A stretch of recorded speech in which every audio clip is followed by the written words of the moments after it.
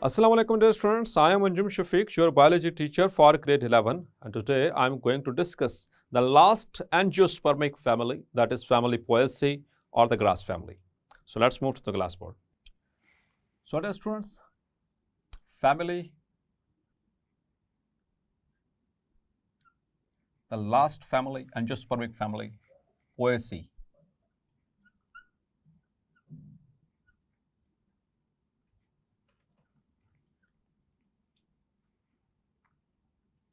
Which is also called as grass family. Commonly, it is also called grass family or Gramineae.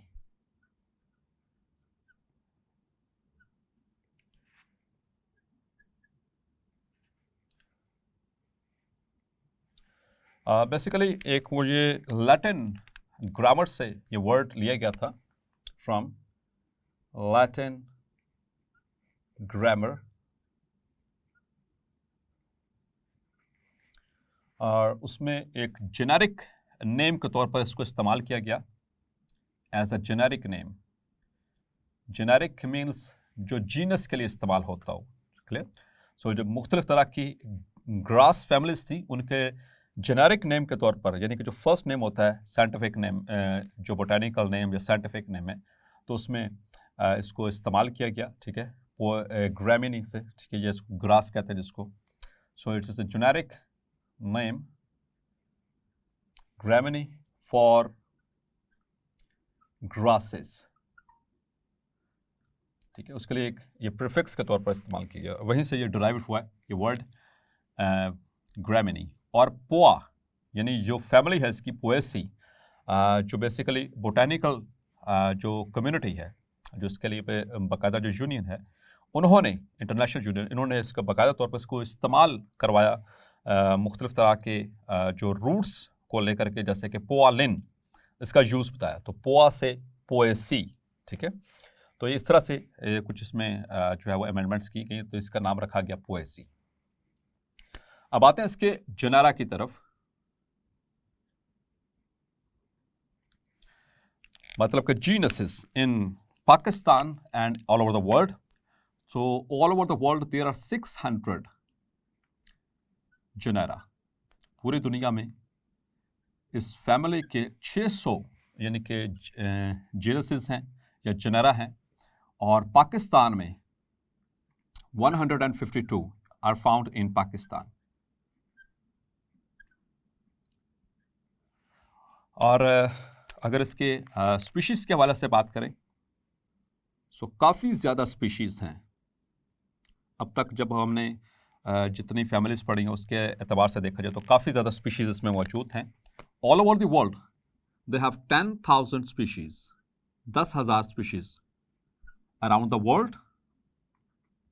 और पाकिस्तान में 492 species are present. Clear? तो चलिए students, अपना next हमारा जो point होता है जेनेरा और स्पीशीज के बाद, that is the familiar plants. इसमें फैमिलियर प्लांट्स कौन कौन से हैं? तो डियर स्टूडेंट, जितनी भी फैमिलीज अब तक हमने पढ़ी, सबसे ज़्यादा इकोनॉमिकली, कमर्शियली देखा जाए तो ये वाली फैमिली सबसे आगे है. ठीक है, हाँ, ये बेसिकली हमारी खुराक से रिलेटेड है. हमारी जो खुराक है वो इस फैमिली में ज़्यादातर पाई जाती है. क्लियर? सो फैमिलियर प्लांट्स ना सिर्फ इंसान बल्कि जो एनिमल्स हैं, कौन से एनिमल्स, जो डोमेस्टिक एनिमल्स हैं, उनकी भी खुराक इसी फैमिली से जो है वो वाबस्ता है. So familiar plants includes the triticum वल्गेर,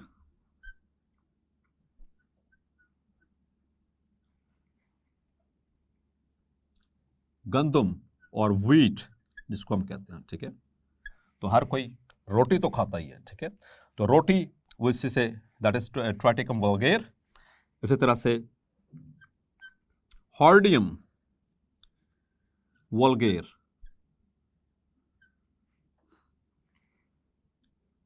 that is the scientific name of barley. जौ जिसको हम कहते हैं जौ, तो यह भी इस्तेमाल होता है अनाज के तौर पर, ये सारे सीरियल क्रॉप्स हैं, ठीक है। और फिर इसी तरह से ओराइजा सेटाइवा, ओराइजा सेटाइवा, चावल और राइस वो इसी से बिलोंग करते हैं, ठीक है। तो देखें हमारी सारी खुराक इसमें, जितने भी हम मोस्ट ऑफ द टाइम जिसको हम खाते हैं वो इसमें मौजूद है। इसी तरह से एवना सेटाइवा,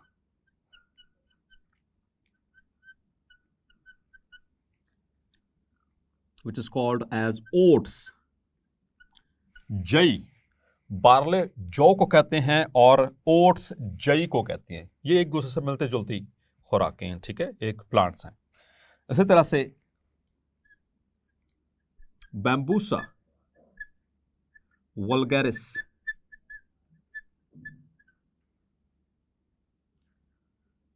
बांस को कहते हैं बैम्बू, वो भी इसी से बिलोंग करता है, ठीक है। Saccharum officinarum,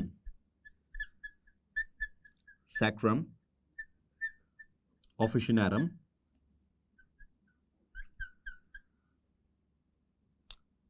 that is sugar cane, जिससे हमारी चाय मीठी होती है, ठीक है, इसी से चीनी बनती है। तो ये सारी हमारे फूड के एतबार से जो प्लांट्स हैं वो इस फैमिली से रिलेटेड है, इसी के अंदर मौजूद है। इसके अलावा भी बहुत सारे प्लांट्स हैं, आगे चलकर डिस्कस करते हैं। सो ये कुछ फेमिलियर प्लांट्स जो कि डिस्कस हुए। नाउ आवर नेक्स्ट स्टेप और the next part of the family, तो हम इसके बाद क्या डिस्कस करते होते हैं, वेजिटेटिव कैरेक्टरिस्टिक्स।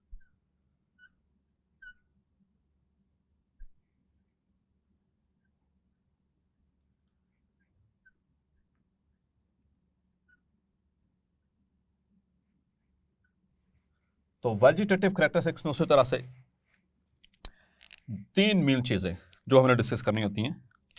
सो प्लांट हैबिटेट, ठीक है, सबसे पहले चीज प्लांट हैबिट, ठीक है। और फिर उसके बाद हम उसके स्टेम्स और तीसरा लीव, यही तीन चीजें, PSL, plant stem and leaves. तो इसमें जो प्लांट्स हैं dear students, they are shrubs and mostly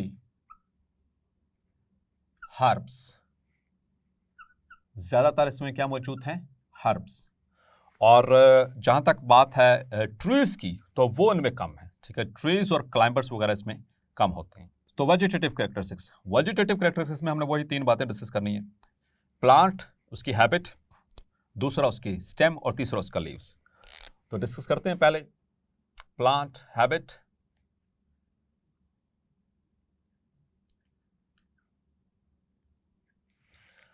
तो ज्यादातर इसमें हर्ब्स है, ठीक है, हर्ब्स और ट्रीज इसमें मौजूद आमतौर पर नहीं होती, रेयर होते हैं। श्रब्स थोड़े बहुत मौजूद हैं, लेकिन मोस्ट ऑफ द टाइम इसको हम हर्ब्स से जो है वो पहचानते हैं। हर्ब्स इसमें दो तरह की होती हैं। Herbs either they are annual और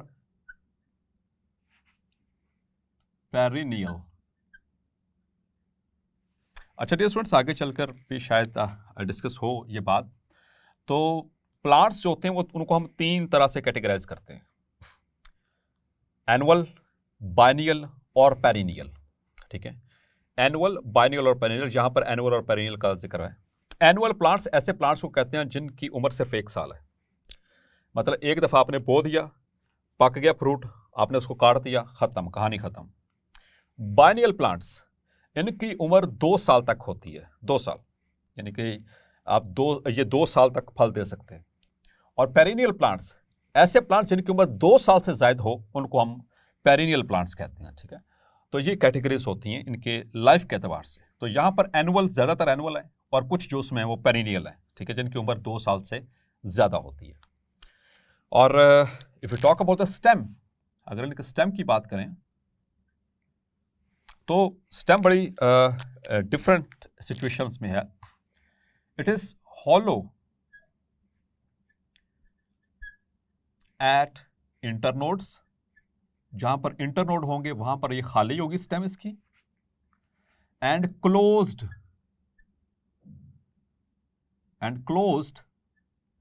एट नोड्स, और जहां पर नोड होगी वहां पर बंद हो जाएंगे। डियर स्टूडेंट्स, आजकल तो जैसे न्यू जनरेशन है, इन्होंने वो गेम नहीं खेली होगी। एक काने हुआ करते थे पुराने ज़माने में, काने, वो उसी फैमिली से बिलोंग करते हैं।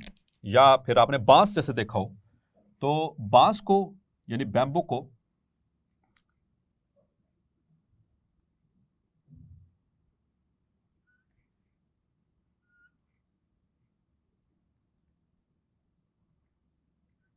तो छोटा सा हिस्सा उसको मैंने ड्रॉ किया बैम्बू का।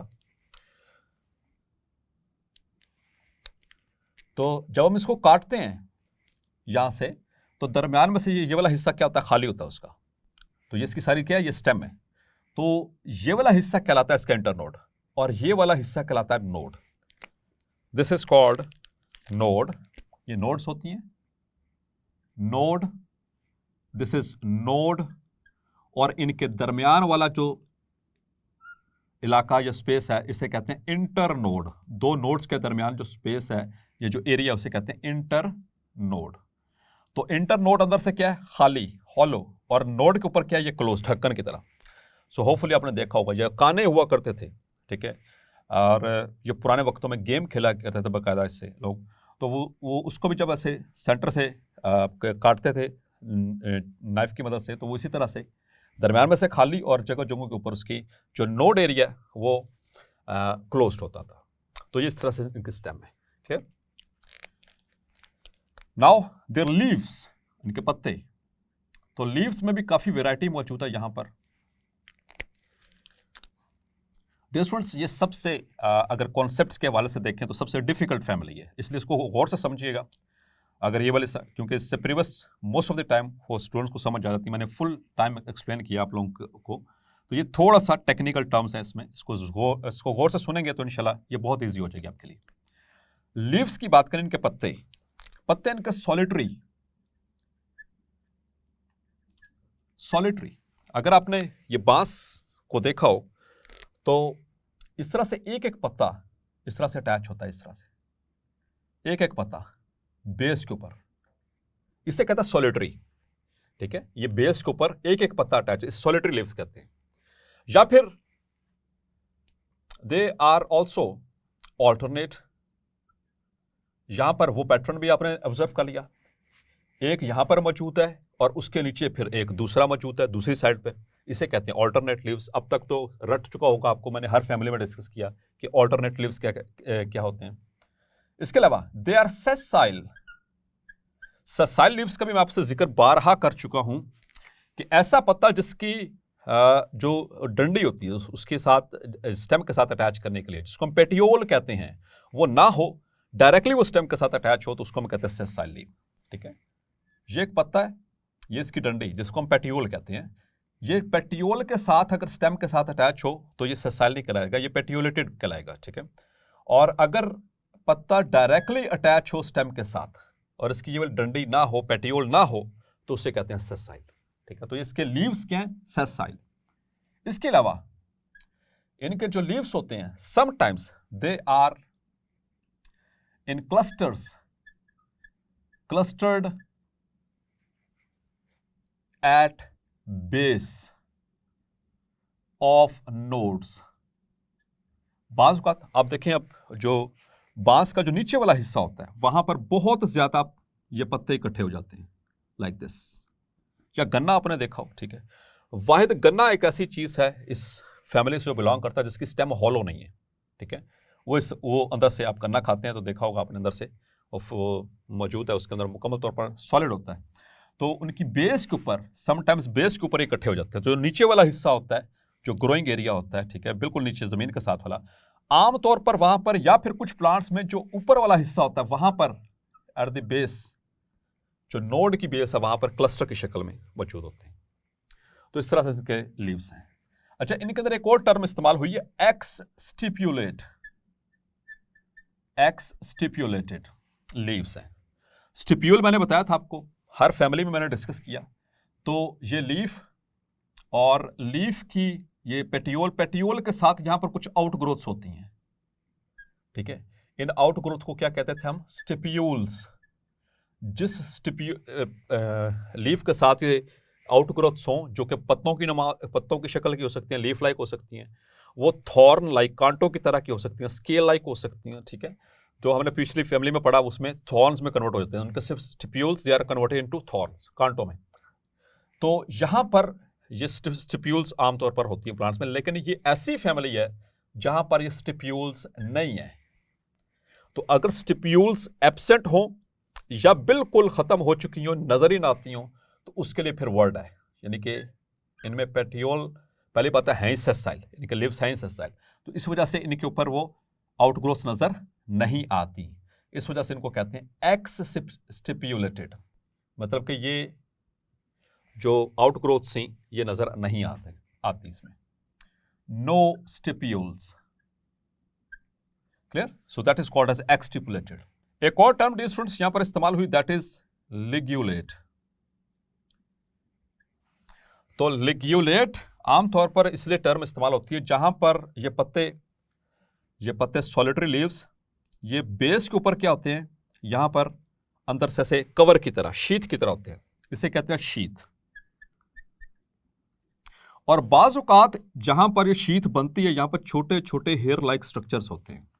इन हेयर लाइक स्ट्रक्चर्स को कहते हैं लिग्यूल्स, और ऐसे पत्ते को कहते हैं लिग्यूलेट, और इस कवर को कहते हैं शीथ। तो इस वजह से इनके अंदर वो लिग्यूलेट लीव्स हैं, यानी कि पत्तों के ऊपर छोटे छोटे हेयर लाइक जो स्ट्रक्चर्स मौजूद हैं। एंड शीथिंग का मतलब शीथ, कवर को कहते हैं। तो ये लपेटते हैं, नीचे बेस जो होती है इनकी वो लपेट लेती है स्टेम को। सो that is the vegetative characteristic of this family. अब आते हैं अपने नेक्स्ट और मोस्ट इंपॉर्टेंट पार्ट की तरफ, जो कि थोड़ा सा टेक्निकल है, दैट इज फ्लोरल कैरेक्टरिस्टिक्स।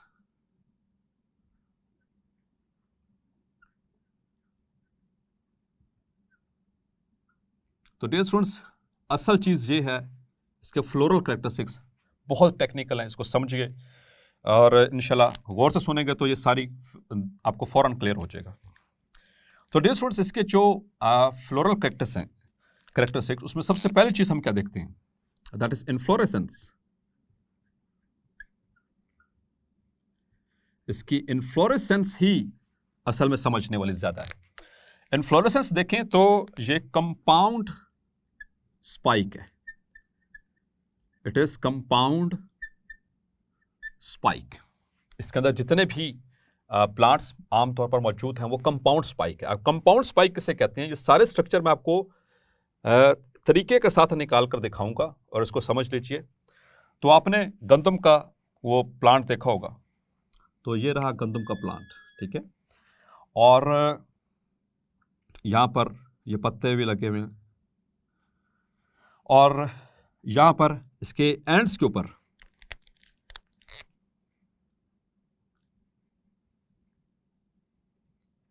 तो इसके यहां पर एंड के ऊपर लगा होता है एक सिट्टा। अपन देखा ना, सिट्टा होता है। तो सिट्टे को अगर देखें तो इसमें छोटे छोटे इस तरह से आपको स्ट्रक्चर नजर आते हैं। आपको याद है चैप्टर नंबर 8 में भी मैंने इसको ड्रॉ किया था, जहां पर अपने लूज मट ऑफ वीट पढ़ा था। तो वीट प्लांट को मैंने वहां पर भी ड्रॉ किया था। तो गंदम का सिट्टा कुछ इस तरह से दिखता है आपको, और ऊपर इस तरह से छोटे छोटे कांटों की तरह के स्पाइक्स मौजूद होते हैं, ठीक है, ये स्पाइक्स होपफुली आपने ऑब्जर्व किया होगा। तो डियर स्टूडेंट्स, इस पूरे एक को कहते हैं कंपाउंड स्पाइक। स्पाइक आपने पढ़ा हुआ है, जो कि ऐसे स्पाइक शेप्ड है, इसमें स्पाइक्स नजर आ रहे हैं आपको बहुत सारे, यहां पर छोटे छोटे यूनिट्स से मिलकर बनता है ये। तो इस पूरे को कहते हैं compound spike. This is compound मतलब मल्टीपल, इसमें स्पाइकलेट्स मौजूद हैं। इस पूरे एक को कहेंगे स्पाइक। गंदम का एक पूरा सिट्टा कहलाएगा स्पाइक, कंपाउंड स्पाइक। इसमें छोटे छोटे बहुत सारे चारों तरफ लगे होते हैं वो कुछ स्ट्रक्चर्स। अब उनमें से देखते हैं जरा एक को निकाल के। तो स्पाइक बनता किससे है? छोटे छोटे यूनिट्स से, उनको कहते हैं स्पाइकलेट्स। तो यहाँ पर ये छोटे छोटे आपको ये जितने भी नजर आ रहे हैं ये सारे क्या हैं, ऑल दीज आर स्पाइकलेट्स। इसमें से एक निकालते हैं बाहर। तो ये एक कहलाएगा स्पाइकलेट। एक स्पाइकलेट को अगर आप देखें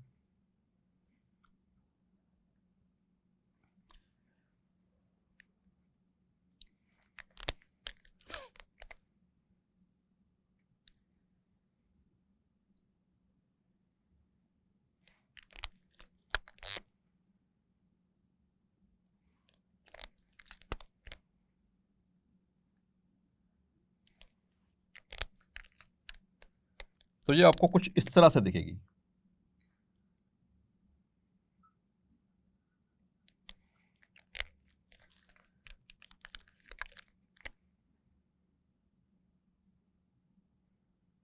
इस तरह से ये एक स्पाइकलेट मैंने वहां से निकाली है।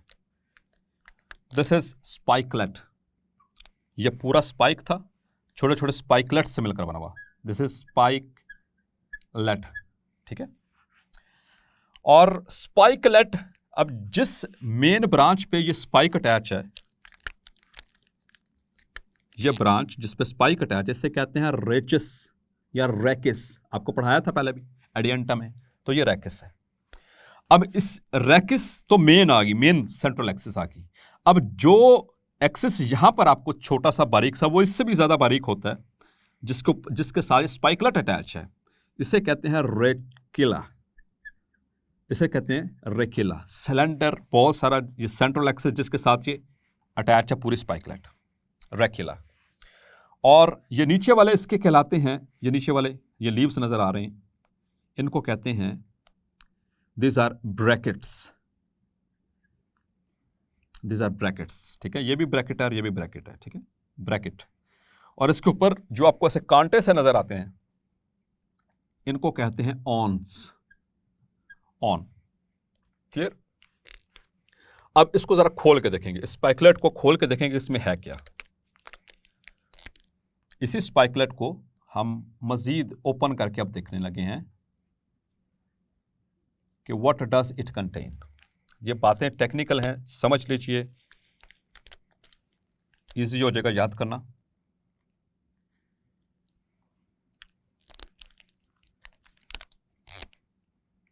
तो जब हम स्पाइकलेट को ओपन करते हैं, ये ऊपर वाला सारा हिस्सा, ये वाला जो आपको नजर आ रहा है, ये वाला, इसे हम कहते हैं floret. That is called floret. चलें अब यहां पर देखते हैं।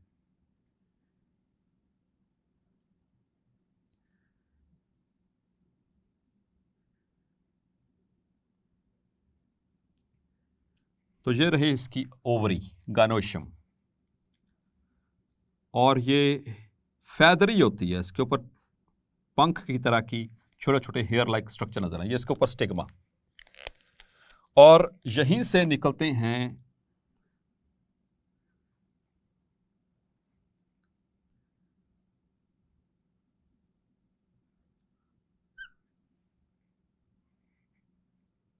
The androecium.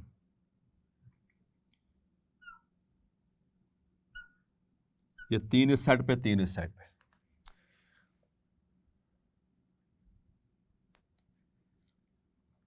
और ये रेकिला जिसके ऊपर ये अटैच है।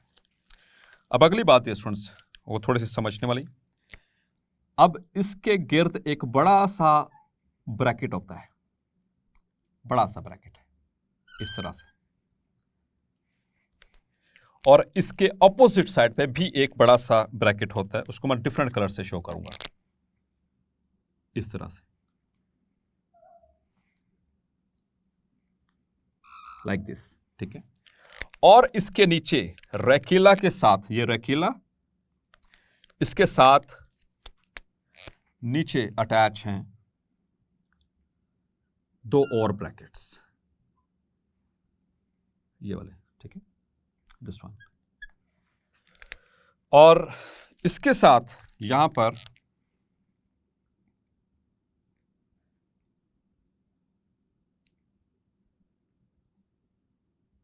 ये पिंक कलर के पत्तों की तरह का मैंने आपको स्ट्रक्चर ड्रॉ किया, ये वाला एक, और इसके नीचे एक और, ये दो। वैसे ये तीन भी हो सकते हैं, लेकिन मैंने चलें यहाँ पे दो ड्रॉ किए हैं, आमतौर पर दो होते हैं। तो इन स्ट्रक्चर्स को, तो आइए इसको मैं अब एक्सप्लेन करता हूँ। तो ये सेंट्रल एक्सिस सिलेंडर सा, इसे क्या कहते हैं? रेक्यूला। और ये हमने सिर्फ यहां से एक उखाड़ा, जिसके साथ बहुत ज्यादा लगे हुए इसको रेकिस, और जिसके साथ स्पाइकलेट अटैच है इस मेन ब्रांच के साथ, उसे कहते हैं रेक्यूला।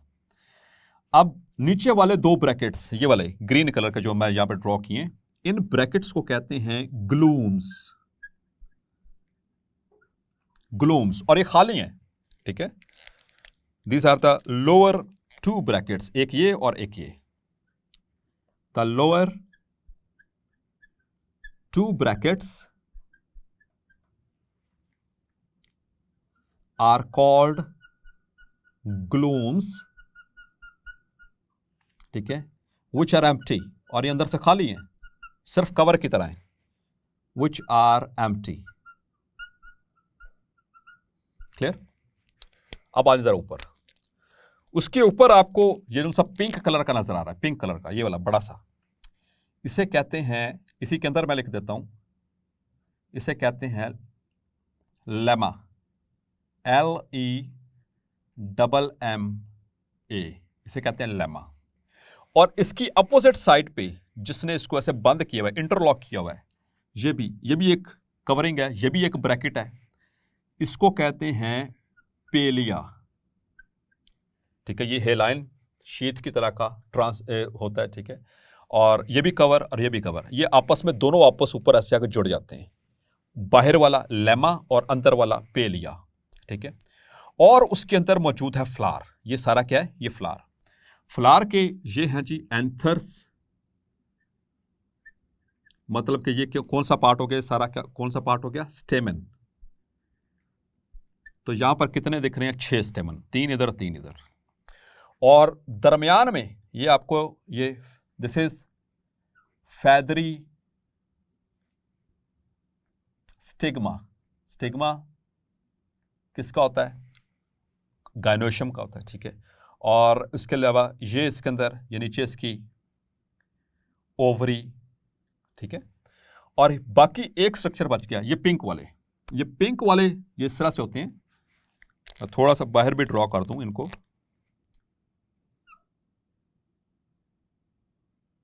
इस तरह से, ये एक और ये दूसरा, ठीक है। ये जो बाहर की तरफ ये मौजूद है, इनको कहते हैं lodicules. They are called as lodicules. तो डियर स्टूडेंट्स, आप इसको सारे को समझ लीजिए। तो ये एक स्पाइकलेट, नीचे वाले दो जो ब्रैकेट्स हैं उनको कहते हैं ग्लूम्स। अच्छा, और इसके ऊपर रेकीला के ऊपर ये दरमियान में क्या मौजूद है? फ्लावर, ठीक है। ये फ्लावर, इसको कहते हैं फ्लोरेट, ठीक है। ये पूरा क्या है? ये पूरा स्ट्रक्चर कहलाता है फ्लोरेट। ये वाला था फ्लोरेट, इसको मैंने ओपन किया तो इसके बाहर एक कवरिंग, उसे कहते हैं लेमा। इसके अपोजिट साइड पे अपोज कर रही है इसको एक और कवरिंग, उसे कहते हैं पेलिया, ठीक है। इसको खोलेंगे तो अंदर क्या निकलेगा? फ्लावर, ठीक है। इसका फ्लावर है, छोटे छोटे स्मॉल लेस कंस्पिकुअस इनकंस्पिकुअस फ्लावर्स होते हैं। इसमें 1 से 6 ये होते हैं इसके एंड्रोशियम यानी कि स्टेमेंस, और 3 यूनाइटेड कार्पल्स। ये 3 यूनाइटेड कार्पल्स वाली एक ही इसकी गायनोशियम, ठीक है।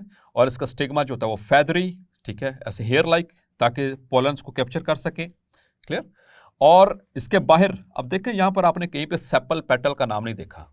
फ्लावर के बाहर पार्ट्स होते हैं ना सेपल पेटल, वो इसमें नहीं है, बल्कि सेपल और पेटल्स उनसे वो फ्यूज्ड फॉर्म में यहां पर मौजूद हैं, और एक शीथ की तरह का कवर है, ना तो वो बाकायदा तौर पर पेटल है, ना वो बाकायदा तौर पर सेपल है। तो उसी से मिलता जुलता एक स्ट्रक्चर है, इसे हम कहते हैं लॉडिक्यूल। तो चूंकि इसमें ना कैलेक्स है ना कोरोला, मतलब ना इसमें सेपल है ना पेटल, एक शीथ सी है, एक कवरिंग सी है जो कि फ्लावर के बाहर मौजूद है, instead of the carpal and instead of leaves the sepals and the Corolla, उनकी जगह पे पेटल, सेपल और पेटल्स की जगह पे, तो उसे वो कहते हैं लॉडिक्यूल। तो ये कवर करती है उसको, फ्लावर को। क्लियर? तो इस तरह से ये बंद होगा तो इसको फ्लोरेट को कवर कर लेगी। अब यहां पर एक टर्म है फ्लोरेट। What is floret? तो लेमा, पेलिया और फ्लावर। लेमा ये बाहर वाली बड़ी वाली कवर, और पेलिया उसके ऑपोजिट साइड वाला कवर, ठीक है, ये शीथ, और अंदर इसके क्या मौजूद, फ्लावर। इस पूरे को कहते हैं फ्लोरेट। ये ऊपर फ्लोरेट और उसके नीचे फिर अभी मौजूद है ग्लूम्स, ठीक है। और फिर लेमा और ग्लूम्स, इनके साथ बाजुकात अटैच होते हैं स्टिफ ब्रिस्टल्स, जिनको हम कहते हैं दे आर कॉल्ड एज ऑन्स। तो सिट्टे के साथ वो लंबे लंबे थोड़े से शार्प से जो उनसे ये लगे होते हैं, इनको ऑन्स कहते हैं, awns, AWNS। The stiff bristles present at the lemma and palea are called as, and sometimes the ये जो उनसे ग्लूम्स हैं इनके साथ भी अटैच होते हैं, तो इनको कहते हैं दे आर कॉल्ड एज ऑन्स। तो डियर स्टूडेंट्स, ये टोटल इन्फ्लोरेसेंस है इसकी, इस फैमिली की, the family Poaceae. So hopefully ये चीज़ आपको समझ आ गई होगी। तो पूरी ये कंपाउंड स्पाइक छोटे छोटे स्पैकलेट से मिलकर बनी। एक स्पैकलेट को ये निकाला इस तरह से और उसको ओपन किया तो ये वाला सारा स्ट्रक्चर। ये सारी डिटेल्स हमारी बुक के अंदर मौजूद हैं इसकी इन्फ्लोरेसेंस के अंदर। क्लियर? तो फ्लोरल कैरेक्टरिस्टिक्स, उसमें हमने इन्फ्लोरेसेंस को डिस्कस किया। अब हम डिस्कस करेंगे उसका next part, that is flower. तो फ्लावर के मैंने अक्सर बातें तो आपकी डायग्राम में शेयर कर ही दी, लेकिन उसको एज अ टेक्निकल वे में हम इसको जरूर डिस्कस करेंगे। तो फ्लावर डियर स्टूडेंट्स, इसके कुछ कैरेक्टरिस्टिक्स इस तरह से हैं कि flower it is bisexual. Bisexual का मतलब एक ही प्लांट, एक ही फ्लावर के ऊपर मेल और फीमेल सेक्स ऑर्गन्स मौजूद, एंड्रोशियम और गायनोशियम मौजूद। Number 2, it is bracteate. It is bracteate. Bracteate का मतलब कि इसके पास इसके फ्लावर में ब्रैकेट्स मौजूद हैं। याद होगा, अभी मैंने आपको बताया।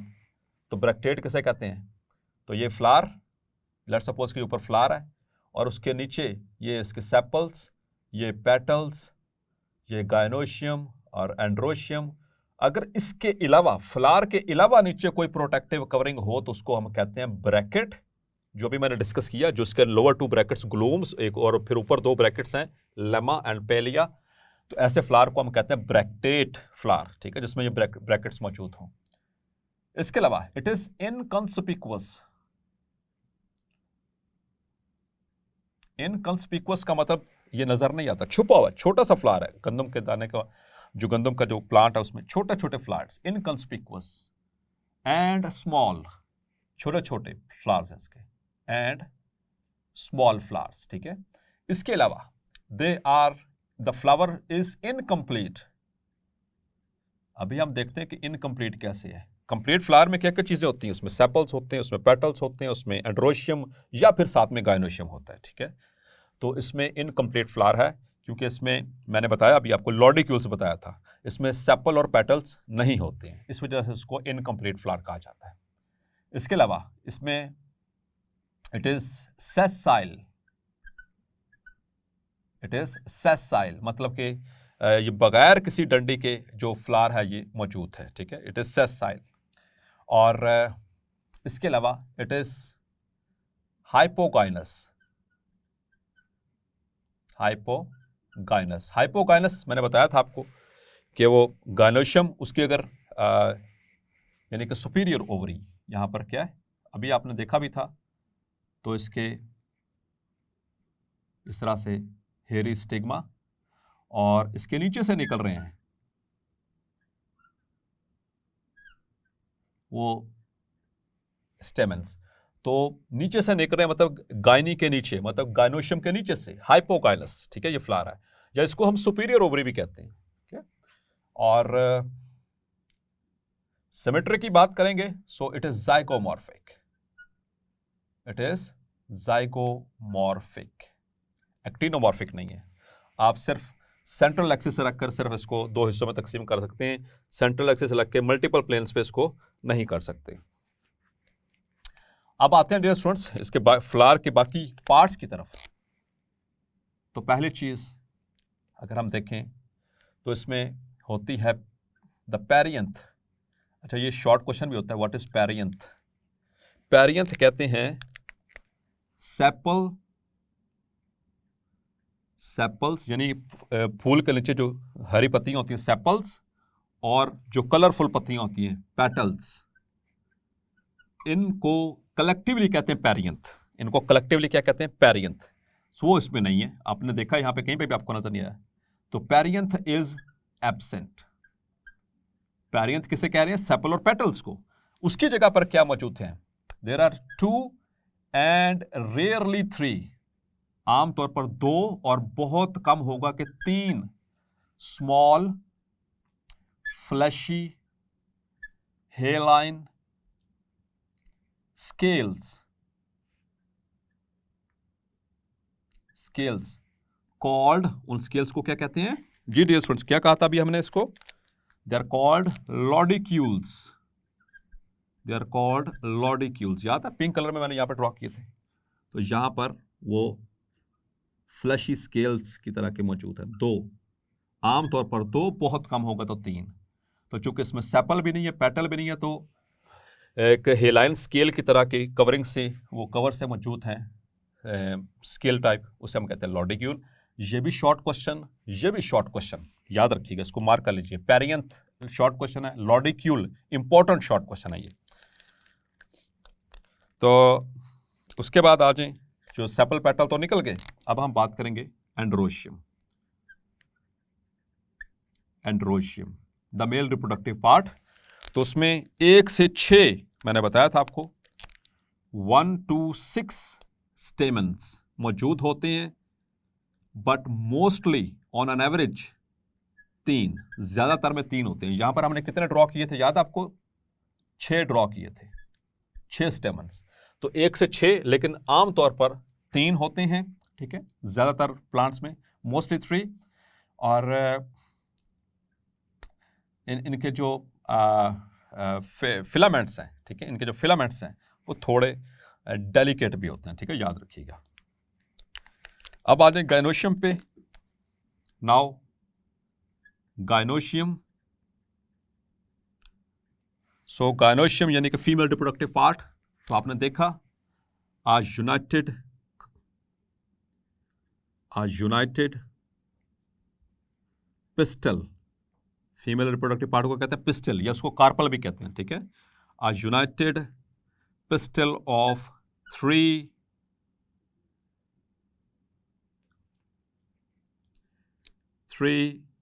कार्पल्स, 3 कार्पल्स होते हैं, ठीक है।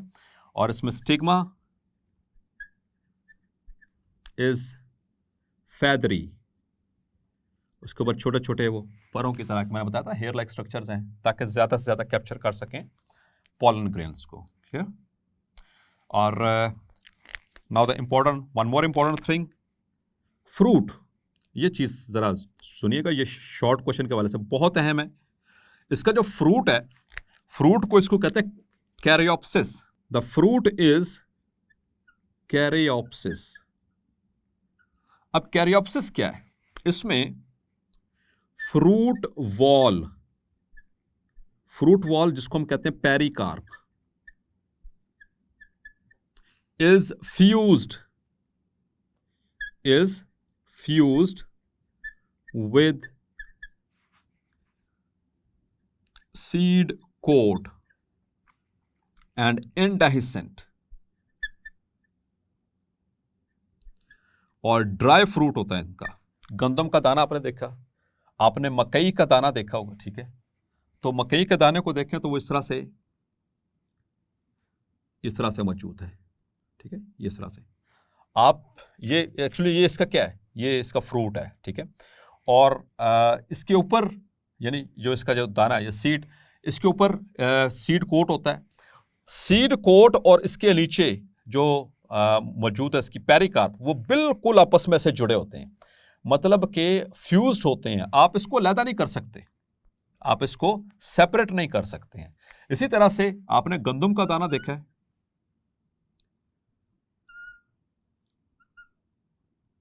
सो गंदम के दाने में भी आप सीड कोट नहीं अलग कर सकते, ढूंढ ही नहीं सकते। मतलब उसको कैसे करेंगे सीड कोट? आमतौर पर आप देखें सीड कोट को हम अलग करने की कोशिश करें तो जैसे आम का है, आम के ऊपर वो सीड कोट है, उसके नीचे उसके वो सीड होता है, ठीक है, तो कोटिंग आप आराम से अलग कर सकते हैं। यहां पर ऐसा नहीं है। तो यहां पर सीड कोट बिल्कुल फ्यूज्ड होता है पेरिकार्प के साथ, यानी फ्रूट वॉल के साथ, आप उसको अलग नहीं कर सकते। इस तरह का ड्राई फ्रूट, और इनमें होते सारे ड्राई फ्रूट आप देखें, गंदम देख लें, बाजरा देख लें, चने देख लें, ये यहाँ से ये देख लें, इसको मकई को देख लें, ठीक है। तो ये सारे क्या होता है, ड्राई फ्रूट्स होते हैं। और ड्राई इंडेहिसेंट मतलब सख्त ना टूटने वाले, और ऐसे फ्रूट को नाम दिया जाता है कैरियोप्सिस का।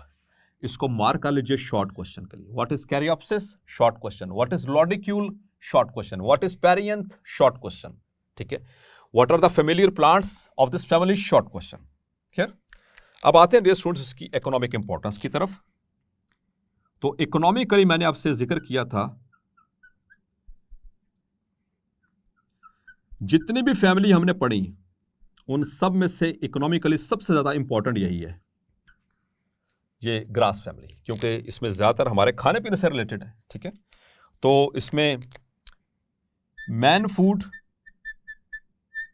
इंसान की खुराक, ठीक है। इसमें सीरियल्स और मिलेट्स, इसमें वर्ड इस्तेमाल हुआ है cereals, cereals and millets. Cereal कहते हैं अनाज को, आमतौर पर अनाज को कहा जाता है, जैसे लफ्जी मतलब, और मिलेट्स कहा जाता है बाजरा, वो छोटा छोटा बाजरा जो होता है, ठीक है। सो छोटे छोटे दाने जो होते हैं बाजरे के, उसी तरह से। तो सीरियल्स और मिलेट्स इसी से बिलोंग करते हैं, मैन फूड। और इसमें क्या क्या शामिल है अभी हमने यहाँ पर लिखा भी, इसमें इसको मैं यहाँ से रेफर करूँगा, ठीक है। इसमें ट्रिक्टम स्पीशीज और ट्रिटिकम, वल्गेर, दैट इज व्हीट यानी गंदम, हर इंसान खाता है ऑलमोस्ट, जो नॉर्मल इंसान है उसे अगर कोई मसला ना हो। हॉर्डियम, वल्गेर यानी कि बार्ले जिसको हम जौ कहते हैं, बार्ले जिसको हम जौ कहते हैं। इसी तरह से the Oryza sativa, Oryza sativa और सैटिवा, राइस चावल शौक से खाते हैं। उसके अलावा सैक्रम, ऑफिशिनरम, ठीक है, इसको जिसको हम शुगर केन कहते हैं, गन्ना, और गन्ने से क्या बनती है, चीनी, ठीक है। सो दिस इज आवर, याद रखिएगा एमसीक्यू, शुगर इससे बनेगी, चीनी हमारी, ब्राउन शुगर और वाइट शुगर दोनों इसी से बनेगी। और इसके अलावा बहुत सारी जो स्पीशीज जैसे मैंने यहाँ पर लिखी हैं, एविनस टाइवा, ओट्स भी इसी में शामिल है, ठीक है। एविनस टाइवा, जैसे एविनस टाइवा जिसको ओट्स कहते हैं। ओट्स और बार्ले में मैंने आपको फ़र्क बता दिया। ओट्स जई को कहते हैं और जो बार्ले जौ को कहते हैं, ठीक है। इन दोनों में दिखने में एक जैसे हैं और तकरीबन न्यूट्रिशन कंटेंट भी थोड़ा बहुत यानी कि डिफरेंस है, बाकी ठीक है, एक जैसा ही है। तो लेकिन प्लांट्स स्पीशीज़ इनकी अलग-अलग से, ठीक है, जेनेरा भी अलग से है और इनकी स्पीशीज़ भी डिफरेंट है। तो ये दो डिफरेंट फूड और क्रॉप्स हैं। और आपको पता है फिर डियर स्टूडेंट्स, इन्हीं की स्टेम, ड्राइड स्टेम, इन्हीं की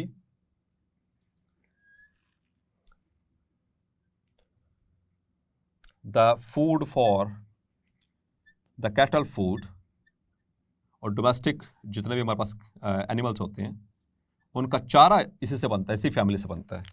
वो कैसे, the dried stem and leaves, जो पत्ते होते हैं, ठीक है, उनको क्रश किया जाता है और उससे फिर पता है आपको भूसा बनता है, भूसा, हम उसको पंजाबी में तूड़ी कहते हैं, तूड़ी। तो वो उसमें मिक्स करके उनके इनके साथ और वो इनको खाने के लिए दी जाती है, तो वो इनका चारा है, ठीक है, वो इसी से बनती है, ड्राइड स्टेम एंड लीव्स, इनको क्रश करने से। इसी तरह से कुछ ऑर्नामेंटल भी हैं, यानी खूबसूरती के तौर पर भी इस्तेमाल होते हैं इसमें, लाइक द एग्रोस्टिस, लाइक एग्रोस्टिस एंड पोआ एंड एंड्रोपोगन, ठीक है, इस तरह के कुछ प्लांट्स हैं। और फिस्टिक्यूला, ये सारे ऑर्नामेंटल के तौर पर यानी कि खूबसूरती के अतबार से, सजावट के अतबार से इस्तेमाल होते हैं, गार्डन्स में मिलते हैं। अब आते हैं इनमें से बैम्बू उसकी ख़ास बैम्बू, जिसका साइंटिफिक नेम है बैम्बूसा वल्गैरिस, ठीक है। दिस वन ये बहुत कारामद चीज़ है, बहुत सारी चीज़ें इससे बनती हैं। इससे टैचिंग हट्स बनती हैं, डैटिंग और टैचिंग हट्स कहा जाता है। अब ये टैचिंग हट्स क्या होती हैं? आपने देखा होगा पुराने वक्तों में, या जो गरीब ममालिक होते हैं वहाँ पर इन बड़ी बड़ी स्टेम से काट कर इस तरह से ना, सिर्फ प्लांट से बैम्बू को काट के ना, उसके एक तो उसके बांस वैसे नीचे ज़मीन में गाड़े जाते हैं, और फिर उसके ऊपर इनके छिलके काट कर और ऐसे एक हट बनाया जाता है। इस हट को कहते हैं टैचिंग हट या टैचिंग हट, जो भी कहें आप, ठीक है। वो इससे बनती हैं। इसके अलावा इससे जो लैडर्स, हमारे यहाँ जो सीढ़ियाँ बनती हैं वो भी इसी से बनती है, बांस से बनती हैं। इसके अलावा हैट्स, ठीक है, ये बनती हैं इसके, अगर उसको पीस कर दिए जाए छोटे छोटे और उसके फाइबर्स निकाल दिए, हैट्स बनते हैं। और इसके अलावा इसको मुख्तलिफ पर्पस इसके लिए, मतलब बिल्डिंग मटेरियल के अतबार, उसके अतबार से भी इस्तेमाल किया जाता है बैम्बू को। और इसके पत्ते जो होते हैं, बैम्बू के लीव्स, इनको इस्तेमाल किया जाता है फॉर कोल्ड एंड कफ। इंसानों के लिए नहीं, हॉर्स के लिए, घोड़े को नज़ला ज़ुकाम हो जाए, खांसी हो जाए, तो उसके इसके पत्ते खिला जाए तो उसको आराम आ जाता है इससे, ठीक है, इसके बांस के पत्ते। और इसी तरह से चीनी के हवाले से मैंने बात कर दी, वो किससे, सैक्रम ऑफिशिनेरम से। इसी तरह से कुछ विस्की और रम, ये एक किस्म की शराब होती है। एक होती है विस्की और एक होती है रम। हालांकि हमारे मुल्क के अंदर और being Muslims it is prohibited, medically भी देखा जाए तो ये इंसानी सेहत के लिए नुकसानदेह है, लेकिन जो नॉन मुस्लिम कंट्रीज़ हैं वहाँ पर इसको बाकायदा तौर पर पिया जाता है। सो विस्की ये और रम, इन दोनों के सिर्फ सोर्स का फ़र्क है, बाकी प्रोसेस इनका सेम है वाइन बनाने का, ठीक है। तो इसमें जो मोलासिस होते हैं, मोलासिस ऑफ शुगर केन, गन्ने का वो जो फोक वगैरह जो इकट्ठा हो जाता है, ठीक है, उससे बनती है रम, उसकी फर्मेंटेशन के ज़रिए। और उसके बाद जो विस्की है, ये बाकी जो सीरियल ग्रेन्स होते हैं, ठीक है, ये उनसे बनती है, सीरियल से, बार्ले और ओट्स, ठीक है, जोर जई वगैरह, इनसे ये विस्की वगैरह बनाई जाती है। और फिर इसको मुख्तलिफ पर्पज़ेस के लिए लोग इस्तेमाल करते हैं। इस तरह से एक है सैक्रम मंजा, एक प्लांट है सैक्रम मंजा, हम इसको देसी लैंग्वेज में कहते हैं सरकंडा। तो इससे बनाई जाती हैं रोप्स, बहुत मजबूत रस्सियां बनती हैं इससे, ठीक है, सैक्रम मंजा। ये सरकंडा कहते हैं इसको, काने जिसको मैंने बताया ना, काने, वो इसी से, सरकंडे से बनते हैं। तो इससे इसकी जो स्टेम होती है वो इस तरह से होती है, उससे रस्सियां बनाई जाती हैं। सो डियर स्टूडेंट्स, इसके अलावा जो बैम्बू है, इसको हम बोर्ड्स बनाने के लिए भी इस्तेमाल करते हैं, इसको कार्ट्स बनाने के लिए भी, यानी बैलगाड़ियाँ, इस तरह की चीज़ें, उनको बनाने के लिए भी इस्तेमाल करते हैं।